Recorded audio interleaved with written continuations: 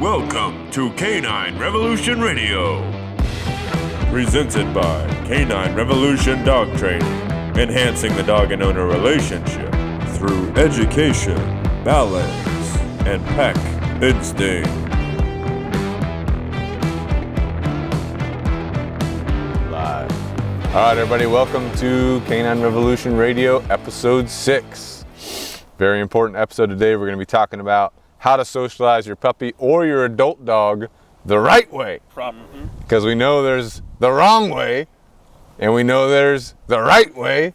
And What way do we do? We're doing it the right way, boys. All right. All right, so we're going to be talking about how to socialize your puppy the right way, and your adult dog. Applies the same to both. All right. Okay, so right out the gate here, let's talk about socialization to start off with. So we know that socializing either your puppy or adult dog, both of them, is one of the most, if not the most important thing you can do with your dog. In order to do it effectively, though, we need to understand what socialization is and why it's important before we go into the process of how we like to do it. Okay. Also, real quick, this podcast is not going to be a deep dive on the different developmental stages of puppyhood. That'll be something that we cover later in a separate podcast. Okay. But our goal today is just to give you a basic, clear understanding of socialization, what it is, and how to kind of do some steps to achieve that. All right. So there's a lot of myths out there when it comes to socialization. Things that, you may hear you need to do, articles you may read, do this, do that. We're going to talk about a few of those myths. We're going to explain why they're ineffective and why sometimes those other things that people are talking about, whoever they are, some of those things can actually cause insecurity, reactivity, anxiety, or aggression. Okay, so we're going to talk through a few myths, a few scenarios, and then, why you wouldn't want to do that. Okay. All right, but first of all, let's talk about the definition of socialization, because you guys know I'm a terms guy. I like my terminology. So Me and Kevin can both vouch for that. I still hear it in my head when I sleep. If you're not sleeping with terminology in your brain, you're wrong. All right, so let's talk about the definition of socialization. So the definition is to provide a dog with positive experiences in close proximity to people, places, and things. So when we're breaking that definition down, what are we paying attention to? We're paying attention to that our dog needs positive experiences in close proximity. So not necessarily interacting with people, not necessarily interacting with, dogs, places, things like that, but they need to have a good experience in close proximity to whatever it is that we're trying to socialize them to, right? We do at some point in the socialization process want to have those interactions when the dog is ready for that, but the key point of socialization is to give that good experience in close proximity, right? You guys have anything to add to that? Yeah, I mean, I think the key here is this puts you in control, right? So when we get to that point of doing a physical interaction, you're in control of that environment. It's not something like we're just forcing an interaction or letting our dogs dictate their own interactions, which is potentially going to set them up for a negative experience and be very counterproductive to socialization. So that's why we start with close proximity. Mm-hmm. Important thing is positive in that light. And in order to have the positive, you gotta know what you're looking at. Yep. You gotta know how to read the situation. One of the biggest misconceptions I've heard is my dog socializes on the weekends when I let him loose in a dog park. And what's going on there? Yeah. Nothing. You're feeding bad behaviors at that point, Yeah. So you gotta totally understand, what you're looking at, being able to read the situation, read your dog, and understand to where you can provide a 100% positive experience. Right. Yeah. That's a good point. I mean, dogs they perceive the world. They're all their own individuals. So what might be a positive experience for one of your dogs may be a traumatic experience for one of your other dogs. Right. So that's something to keep in mind. So what I hear you guys saying is that you have to put yourself in your dog's perspective. Yeah. And look at what's going on from their perspective and see that it's positive from their perspective, not what you think, Yeah. what your dog actually is experiencing. And how are you going to do that? You're going to do that by understanding what they're communicating to you through their body language, you know, understanding kind of your dog's individual personality, which is going to take some time to kind of learn once you first get your dog. You know what I'm saying? Just because your dog's wagging their tail doesn't necessarily mean they're happy. Yeah. You know, a dog might wag its tail right before it bites you. Yeah. It might wag its tail because it's highly aroused or hyper focused on a distraction that they want to go and, you know, do things that it doesn't need to be doing to it. You know what I'm saying? Anxious or, you know. Yep. I've heard all that before, you know. You hear it. Had two dogs interact, both their tails were wagging, and then out of nowhere, they started attacking each other. But they were happy. I don't understand, you know. So it's just a little common misconception, you know. Oh, yeah. A little misreading. Yep. Okay, so all right, so we've defined socialization, kind of discussed, you know, one thing to keep in mind, your dog's perspective, not your perspective. Oh, they look happy. Oh, you know, they're having a good time. Are they really? Do you understand what you're looking at when it comes to body language with your dog? Or they were smiling. Yeah. How often the do you biggest hear that yeah. one, right? Oh, they were smiling. Well, that means they're stressed. Yep, stressed out, anxious, you know, that type of thing. So yeah, understanding what to look at enables you to provide the best positive experience possible. You know what I'm saying? All right, let's kind of talk about real quick the process of how we're going to provide a positive experience and how it's going to start. So it's not going to start, you know, when we're out trying to socialize. It's going to start before that. We got to set the groundwork. We got to lay the foundation. The way we like to do it here is we do it by developing engagement with our dog using their hunger or food drive. And we can also translate this later into using prey drive, such as playing with a ball, playing with a toy, that type of thing. But using the dog's natural desire for food or natural prey drive can enable us to provide them with a high-level positive experience that enables us to socialize them much more efficiently and also what's in the best interest of the dog. You know what I'm saying?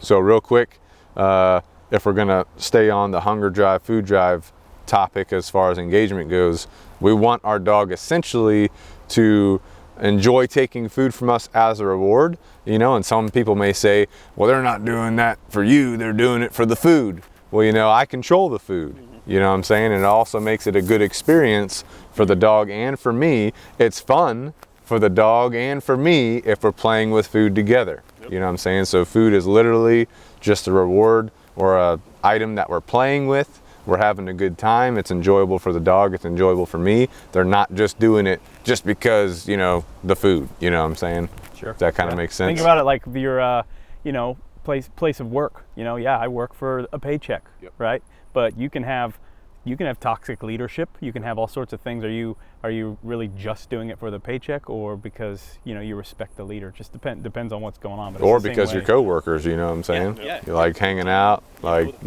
your pack, yep, right? pack From mentality. the dog's perspective. So yep, yeah, that paycheck's nice. Yeah. But I also enjoy spending time with you, you know, hanging out with you, playing with you, you know, all those types of things. Kind of like what we do every day, boys. Yeah. All right. So another definition here, let's talk about engagement, because this is going to be the key to building up those positive experiences for our dogs when we get to the socialization piece. So engagement is building sustained focus and motivation on the owner or the handler from the dog, right? So when I say a dog's engaged, you know, I'm looking for a dog that's paying more attention to the owner or the handler versus the environment around them, you know what I'm saying? And you can clearly see that. You know, I remember way before I was a dog trainer, I had no idea about any of this stuff we're talking about. I was at a dog park with Sarabi here. You know, we were at a dog park. This dude walks in. He had like a Dutch Shepherd. He walks in into the dog park. His dog never left him. His dog was glued to him, like locked on eye contact. They were doing all kinds of stuff. They were playing tug. What was this guy really doing? He was doing engagement, you know, so he was well versed in the dog training world. They walked into the dog park, they did an engagement session, they walked out. You know what I'm saying? He used the dog park as a distraction, and he was socializing his dog to other dogs and other people, you know what I'm saying? So that's what that guy was doing. And that kind of memory has been locked in my mind. But, you know, when you see that, you know what it is. You see a dog that's engaged, you know what it is. If you have engagement from your dog, you know, you feel on top of the world. You know what I'm saying? Yeah. Because that dog ain't gonna look away for nothing. That dog wants to be with you. That dog wants to play with you. It's having a good time. You know what I'm saying?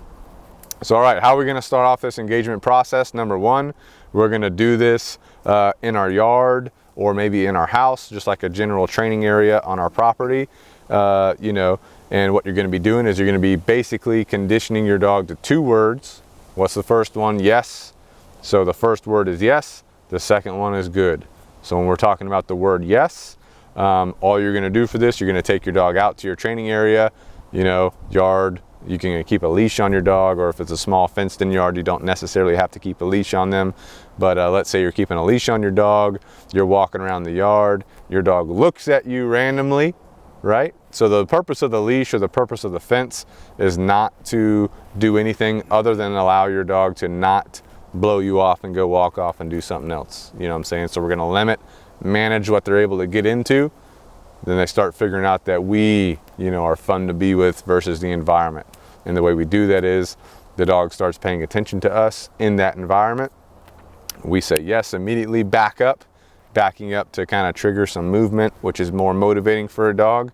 And then we drop our, like for us, we'll use our left hand, drop our left hand with some food in it. Dog can come up, chase our hand, grab the food, good to go. You know, that's 1 repetition, right? So we're gonna do that hundreds and hundreds of times so that the dog begins to be conditioned to the fact that when we say yes, that means you come to me, you're gonna get some type of reward. You know what I'm saying? And then we're gonna do that in a couple different areas around the house, in the house, outside, front yard, backyard type deal, just to kind of proof that engagement. You know, once we have that, we'll go to the next step. But do you guys have anything in addition to add on to, you know, we're starting off engagement, Yes. we're conditioning the word yes. Yeah, you know? absolutely. So even if, like, you know, you come out of the yard, they're continuing to blow you off, you know, we can start at the lowest level. As you said, we can do it in the house. Do it where they're comfortable. Teach them that association, that positive association with you, that fun time.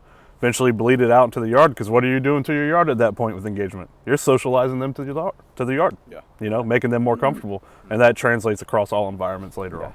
Yeah. And then other things, so what I would add is you need to be in it as well, right? So we've done this a lot with people, and it's not for everybody, so I'm not saying this is something you have to do, but you know, we've taught this to people and they're just, you know, yes, nice and really boring. You know, like if you're not having fun, your dog's not going to be having fun. Movement is motivating to your dog. You know, we like to move very sporadically, very quickly, and we'll do different directions, have them where they almost get it. We'll you know, move it out of the way so they miss it and have to come and chase it again.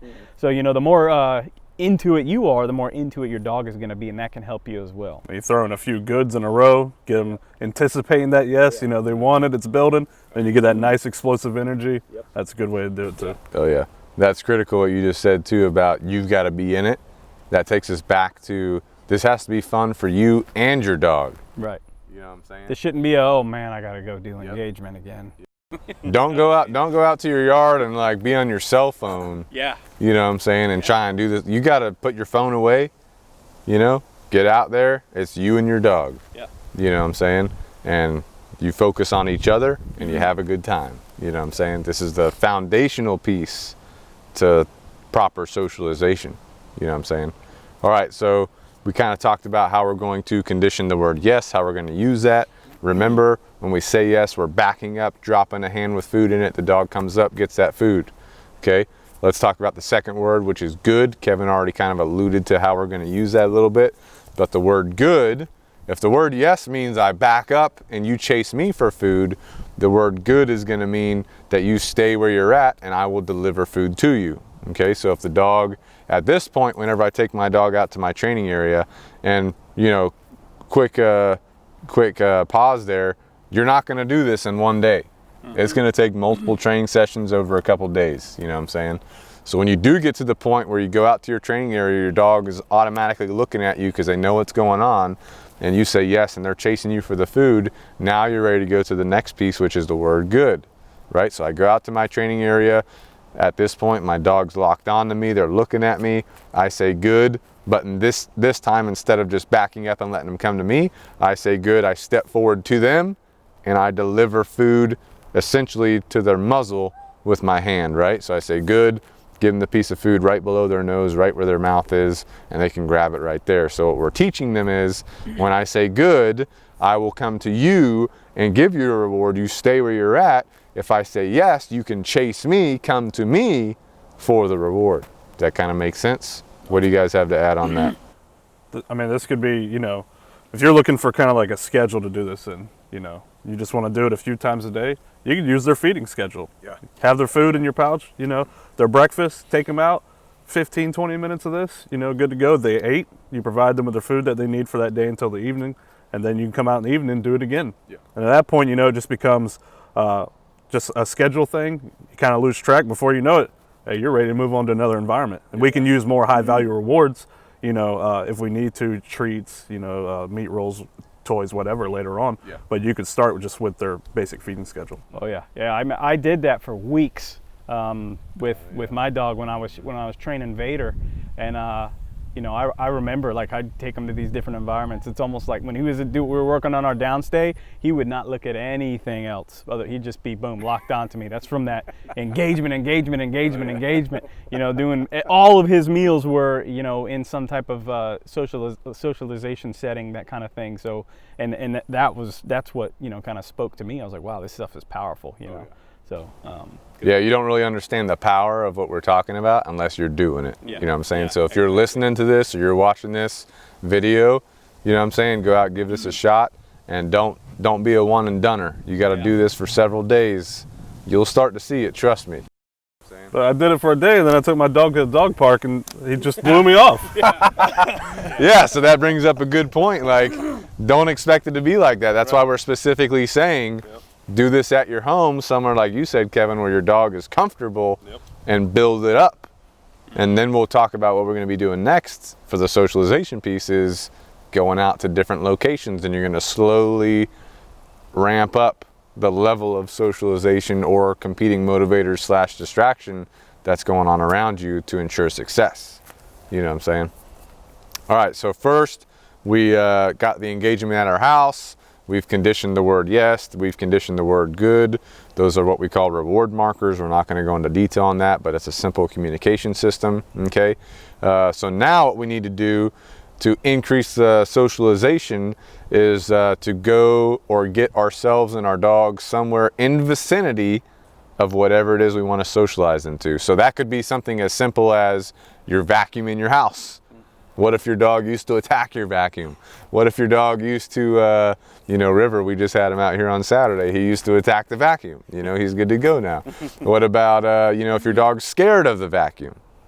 You know, dog wants to run away. We need to socialize our dog to that, and we can do that in our house. You know, what about drones? I hear people talking about my dog's scared of drones, or they want to attack the drones, you know. babies, cars. you name it. Other people, other dogs, lizards, all this stuff, you know. So this is stuff that we're socializing our dogs to. So first we just need to get in vicinity of whatever it is. You know, vet office, you know, Miles, that dog that we just trained recently, Miles, as soon as they'd walk him to the vet, he'd put on all the, he's a big dog too. Yeah. You know, they put on all the brakes, and they could not get him to go in there, you know what I'm saying?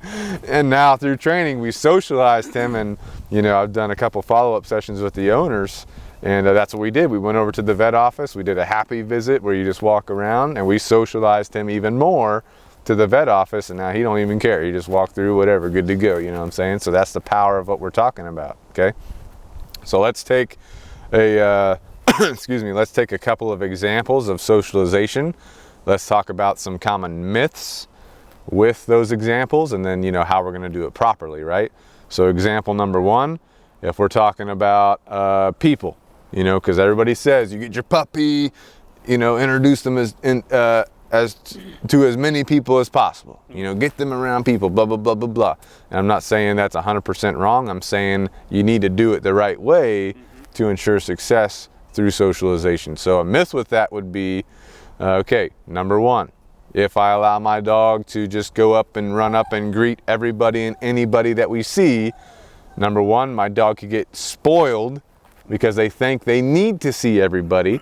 And this could be an issue because in the future, if my dog sees somebody and I don't want to go over there, I want to walk by, my dog might start barking, screaming, howling, pulling to get to that person because I spoiled them from a young age or an early age, or like if I have an adult dog that I rescued, you know, and they're older, even from the time I got them, that's their expectation. Hey, everybody I get to go over to and to see, so they're gonna demand that, you know? So that can be an issue if I do that, you know? The second piece is my dog could be very scared or nervous, you know? Every time I see somebody, they always put their hands in my face. They're always touching me. They're touching all over my body. I don't like that. You know, dogs have personalities too. You know, I don't like being touched that much I don't like being touched by strangers and all this kind of stuff. Just us. So, you know, your dog could be the same way. They don't want to be touched, you know, but now we're forcing people to touch them, which makes them insecure, makes them nervous, also can cause aggression in the future because they're like, all right, nobody's leaving me alone. I have to take matters into my own hands, you know. Now people are leaving me alone, so I'm going to start barking and growling and stuff like that. You know what I'm saying? You guys have anything to add on to those 2 points? Very, very, very common, you know, in the training world, especially, you know, as we do our distraction sessions. You know, I'll take one, for example, Arrow. He was just, you know, a social puppy. He was allowed to go up and greet anybody he wanted, especially loved kids. He loved being touched. He was, you know, he's a good dog for that. But it needs to be, you know, when I allow it. So as I went through distraction work, using engagement, started laying the groundwork. Got to bring them back to me. You can interact when I tell you to. But other than that, you know, you can't deviate from this position or, you know, just go out. Because maybe that person doesn't want to interact with you. Maybe that person's giving off some negative vibes. Then the dog's going to feed off it. Then you have an interaction that's just bad. And when you're doing that, there goes your whole socialization session right there. You just turned it into a negative. So You have to be in control at all times of the environment. You know, so like there's no.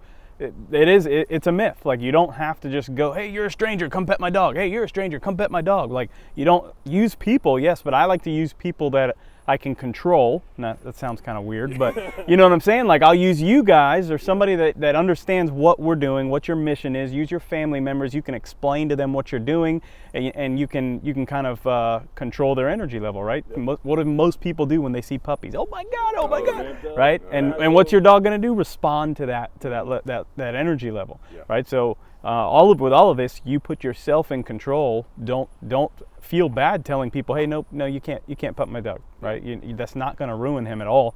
As long as you're doing these steps and doing it the right way, you're in control at all times. sometimes you have to tell them a few times. Yeah. Because they're hyper-focused, they're locked tunnel in. vision on puppies. Sometimes they get angry too. I can't pet your dog. I can't pet your dog. It's like, no, she's wearing this do not pet vest for fun, you know? Yeah, but that doesn't apply to them, obviously. Well, another reason why you don't want your puppy or your dog just interacting with everybody is because, you know, like you talked about, tunnel vision. My puppy's jumping on them. If I allow my puppy to jump, you know, at a young age or at an early age in their time with me, guess what? Now they're developing that behavior. They're practicing muscle memory. It's going to be a habit. These people are touching my puppy or my dog, therefore reinforcing that bad behavior, that bad habit, you know what I'm saying? So, you know, just don't do it because you don't want to reinforce those bad behaviors. Build up your behaviors. Take time. Socialize in vicinity, you know what I'm saying, before you start the interaction stuff like that, you know. Yeah, that's crucial, you know, because that's a very time-sensitive thing. So, like, I used to take Lulu over to Dad's, put her in a downstay, and Dad is one of her favorite people. So I'm like, all right, come up and pet her. If she decides to deviate, the second that she attempts to do that, stop petting her. You know, you tell a stranger that, they're just like, the dog's standing there still petting, reinforcing the wrong mindset, you know. Yeah. When you're trying to explain to people, their mind is already on, hey, I'm petting your dog, right? So you can't explain it. Yeah, that goes along with what you said earlier about, you know, use people that you can control, you know, like your friends, mind people, control. your family, your family, friends, people that, you know, that are going to respect you. That respect you, that understand what you're trying to do. And sure, you know, you could let them pet your puppy, and then if they start, you know, all right, stand up, turn around, walk away from them. As soon as all 4 paws are on the deck again, then you can come over, pet them again, you know, stuff like that. The floor that's the floor, in case you guys didn't know. Navy terminology. All right, so what's the right way to do this? You know, so we're talking about people. All right, so the right way would be, you know, first we start off just in vicinity of people.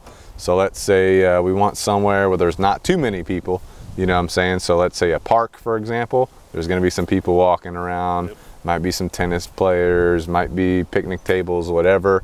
So going there, taking your puppy out around those people, not too close, you know, but you got eyesight of them, and you're doing this engagement stuff.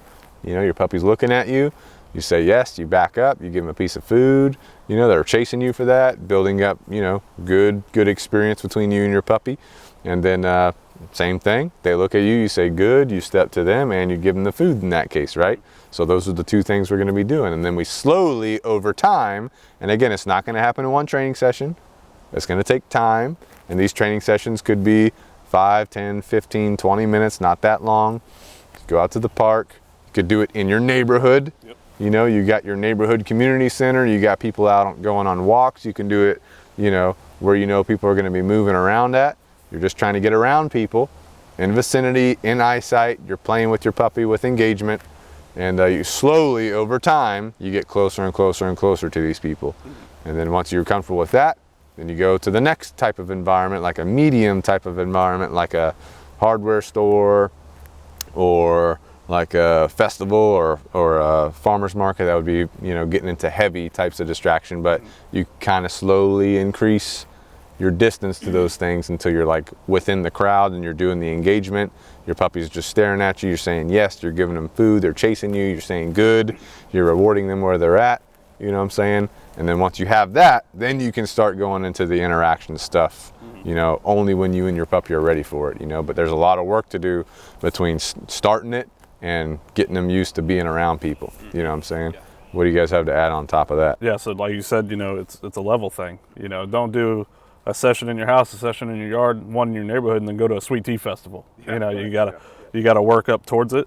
And this is one of those things that even, you know, post-training needs to be maintained, needs to still be practiced. Yeah. Like this is not something you just do and you're done. This is a lifelong. Lifelong. I mean, as long as you guys have been doing it, you know, and I've been doing it for about a year now, I still use it, you know? So it's just not one of those things that you just drop and like, oh, we're good now, you know? Yep, this is a lifelong thing, you know what I'm saying? So one thing you kind of touched on, you talked about building your distances, so something to consider as well. Every dog is different, and so thinking, like you may be that dog owner that's just now getting into this and you got an older dog. Maybe you're already dealing with some issues, you're wanting to re-socialize, right? You know, you have to be mindful of your distances. So if you start doing this and you end up, you're like, all right, let's, you know, I'm good in the driveway, I'm gonna go to the farmer's market. Your dog doesn't take food, right? This can be an indicator your dog is too stressed, too anxious, too insecure. You're not gonna have a productive session at that point. You need to back off your distance until they will take food, until they're in a comfortable pace, and then work closer from there. Yeah, if that makes sense. Yeah, the key there, I think what you were talking about, the key is if your dog's not taking the food, they're stressed out. Yep. So you got to increase your distances, slowly build up your dog's, you know, comfort level in that type of environment. Another key point is finding that threshold. So as I go to a new environment, as I take my dog out, where is he kind of paying attention to me, and where do I kind of lose him? Like, where is that area where he begins to hyper focus and stop paying attention to me? At that point, I know, hey, right around this environment, right around this area, this is where I need to start, you know, and then, you know, slowly work your way through, like you said, until you can get close. I mean, but we're talking, you know, days and days and days. Yep. So, you know, take your time. This is extremely important. You know, so definitely big take one your right time. there. Take your time. There's no rush on any of this stuff. So it's not like, oh well, you know, my neighbor did this and they were done in 2 weeks. You're never done to begin with. You're never done with this process. But take it slow. Take it slow. Have fun with it. Exactly. All right, let's touch on one more example that most people are going to deal with. So most people are going to deal with two things. They're going to be dealing with other people, then they're going to be dealing with other dogs. Right. That's probably the two most important things to socialize to. Different locations is easy, you know, that's just going different places. Like we already talked about, distances, thresholds. If my dog's stressed out, like if I go to Lowe's or Home Depot, there's a slick floor. My dog's stressed out by that. I need to slowly get them accustomed to that, you know, build up the engagement, all right? But let's focus on dogs. All right, so this kind of goes hand in hand with people, you know, that one of the main common myths is I need to let my dog interact with as many dogs as possible. You know what I'm saying? From the time I get them, I just need to expose them, let them play with any dog possible. Right? Yeah, exactly. Recipe for disaster. Yep. So again, number one, just like with people, if my dog gets used to greeting, playing, doing whatever with every single dog we see, they get spoiled, and in the future they demand to see dogs. And this is a reason why we deal with a lot of reactive dogs. They're reacting because they had this foundation where you just have to go see every single dog. Now every time they see a dog, the owner doesn't want to go over there, and the dog's barking, you know, getting crazy, getting aggressive, all this kind of stuff, because they think they have to go over there and see that dog. You know what I'm saying? So that's number one as far as why you don't want to do that. You know, you guys have anything to add? Yeah, even if your dog knows, you know, proper play procedure, was properly raised, all that good stuff, you know, who's to say that that other dog does? Right. You know, every dog has a backstory, and it all affects how they behave, which I know we'll touch on later. Yeah. But I mean, at that point, you lose control of the environment, you lose respect of the dog. Yeah. You know, so just not a good idea. Yeah, so I mean, think about, like I touched on, you know, having to be in control of your environment at all times when we were talking about the people. Think about a dog park scenario where you've got 5, 10, 15, 20 dogs all off leash, running all over the place, and you let your dog, first of all, they're swarming the gate, right? You got them all at the gate, and you're throwing your dog into that environment where you have no control over. Most of the owners there don't have control over their own dogs, right? Yeah, they don't. They're not even. They're in the corner, you know, on their phone, whatever, and their dog is clearly showing some dominant personality, getting aggressive, and they're doing nothing. You know, so you're not in control there. You're going to cause issues. I know because I was in that boat. That's what I did with my dog, was let him loose in the dog park. Then he became aggressive, right? So you have to be in control of your environment. Must. Even if that situation doesn't get too out of control, like even if you're able to intervene and separate it, you still have that reinforcement at that point. You've already, the experience has happened. Once it happens, it's like that. I love it how when you watch someone walk into a dog park, all the other dogs are at the gate waiting for them to come in, and they just bombard that dog before they even get a chance. Yeah, like imagine if that happened every time you went to Walmart, right? Oh, yeah. Yeah, like you're just trying to get some groceries, and yeah, like dude, I'd be a ticked off. What if dude that all the happened time. to what if you're a parent, you know, of a human child, not just a dog child, and that happened to your kid at school? Yeah. You know, you drop your kid off at school, and all these kids are, they start going crazy. Yeah. You'd be calling the principal. You know what I'm saying? But you know, that goes hand in hand with looking at it from your dog's perspective. So you let your dog in the dog park, he gets bombarded, redirects, gets upset, and then you want to tell him no, and you're going to correct him for it. Yeah. It just causes some confusion at that point, you know. Oh yeah. Oh yeah. All right, so that's one reason why we don't want to let our dog do that. Go up and greet every single dog, you know, from day one. Another reason is, like we've already kind of touched on, you know, people, just like dogs, you know. If my dog's getting nervous about meeting people, my dog can be nervous about meeting other dogs, and those other dogs could be aggressive themselves, dominant, insecure, and they can be doing those types of behaviors towards my dog, which my dog may react in a bad way, and like we've already touched on, reinforce bad behaviors, create bad experiences. What are we trying to do in socialization? Create positive experiences. So now we're, you know, we don't know what's going to happen. I mean, you know, if you know what you're looking at, you see that dog coming up to your dog, you're like, all right, this dog is not good. You know what I'm saying? Not a good dog to interact with. You know, that dog may correct my dog for no reason. You know what I'm saying? It may dominate my dog for no reason. Now my dog's trying to get around that, you know, that type of thing. So again, this is why this is a myth. Just let your dog run up and greet every single dog, interact with every single dog. You need to be careful about this. This is very, very important, you know. So get your dog around areas where there's other dogs. The process is the same for people as it is with dogs as far as socialization goes. Get your dog around areas where you can see other dogs at a distance, but you're not interacting with them, and play engagement with your dog, you know, have them look at you, yes, you know, good, that kind of thing. And then slowly over time, increase or decrease your distance to those dogs and distractions until you get to the interactive phase. And when you do get to the interaction piece, make sure you're interacting with dogs that are healthy for your dog, who are compatible for your dog. You know what I'm saying? And if you don't know what to look for, you can ask a trainer, you can ask someone experienced with dog behavior to kind of help you understand what to look for as far as other dogs, you know. But dog parks can be great for this. This is why we like dog parks.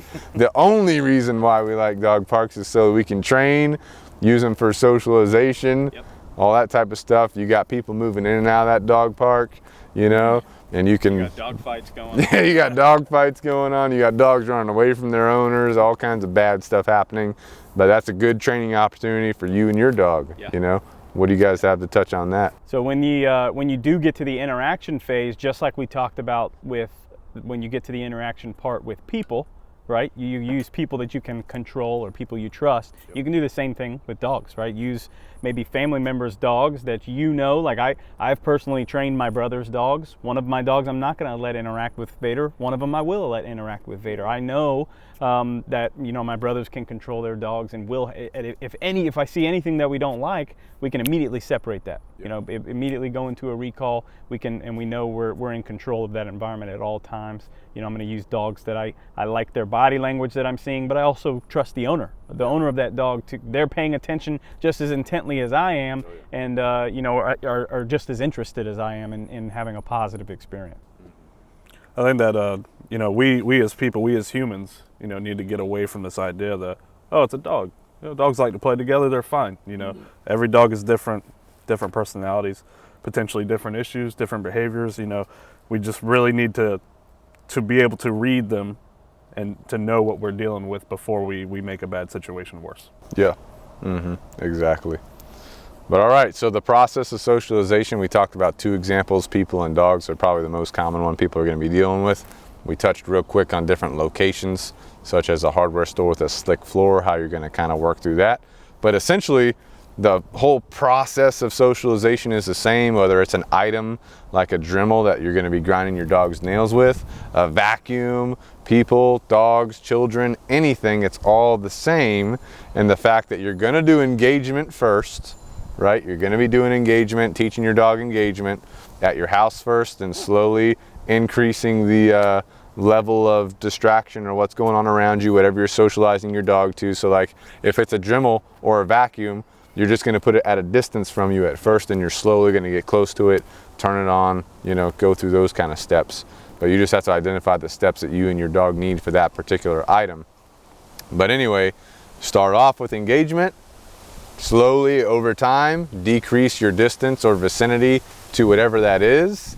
And then you go into the interaction phase, or you're actually interacting with that item. Still good reward for good interactions, good behaviors. You control the environment 100% of the time.